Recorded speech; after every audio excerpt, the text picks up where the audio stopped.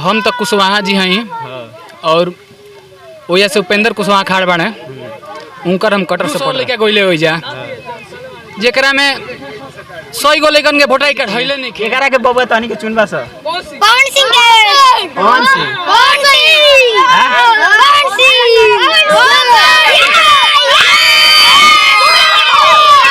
नमस्कार प्रणाम दोस्तों, अभी हम पहुंच गइल बानी एगो ऐसन कटर फाइन के यहाँ जौन की पवन सिंह के कटाक्ष विरोध करेले। तो आज भाई से जानल जाए काराकाट लोकसभा सीट के लेके बहुत सारा बात हुई। स्वागत है भाई, कैसन बड़ो?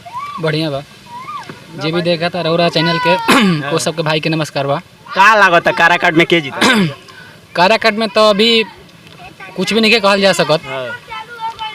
ऐसे तो हम तो कुशवाहा जी हैं और वजह से उपेंद्र कुशवाहा खाड़ बाड़े उनकर हम कटर सपोर्ट रहे। राजोराम कुशवाहा खाड़ बाड़े।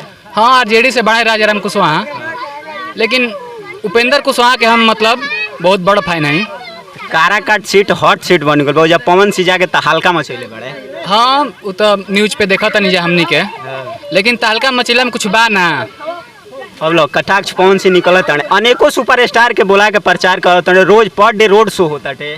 तो सुपर स्टार चल जी हैं जहाँ मतलब मान ली कि उजा भीड़ लगबे करी तो से मतलब जौन भी युवा लड़का बाड़े उ जाता रहे जेकरा में मान ली कि 200 लड़का गोइले हो जा जेकरा में 100 गो लड़कन के वोटर आई कार्ड हइले नहीं खे। हाँ, 20 बरिस से जो ऊपर लड़का ओकर वोटर आई कार्ड नहीं थे, मतलब आधा लड़कन के वोटर आई कार्ड नहीं खे। जौन भी जाता रहे मतलब दर्शक लोग देख का लागत है कि जौन लड़का वो जाता है काराकाट में वो सेल्फी खिंचावे जाता है। हाँ, तब का बढ़ले बा कैसे वो पवन से संग सेल्फी खिंचाव जाते बाड़े। लेकिन ओजा के ग्रामीण लोग से हम बहुत अनेकों वीडियो बनैले बानी। ग्रामीण के का नाम बा कि पवन सिंह 4 लाख वोट से जीतत है। अभी कैसे कहल जा सकता है? अभी कुछ नहीं कहल जा सकता। अभी कुछ नहीं कहल जा का लागत है? हमारा तो लगा था उपेंद्र कुशवाहा जीती हैं सिंबल से बाड़े। हाँ, निर्दलीय ना जीती, निर्दलीय ना जीती हैं। केकरा के बबुआ तहनी के चुनबा स पवन सिंह के कौन सी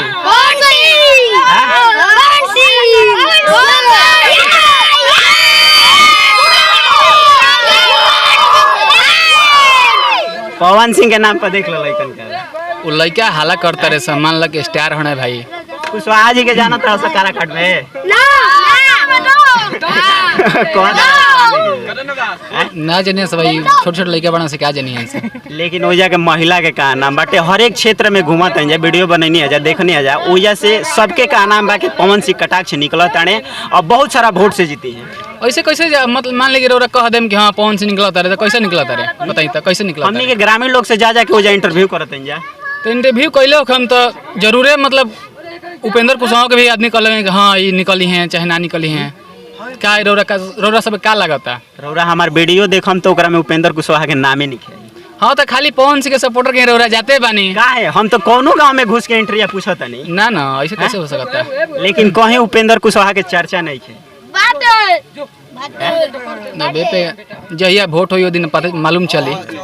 लेकिन भाई के कहा नाम बाटे रौरा लोग अपन राय कमेंट में जरूर दे हम जा। लेकिन भाई के कहा नाम बा कि काराकाट से उपेंद्र कुशवाहा जीतत ताड़े।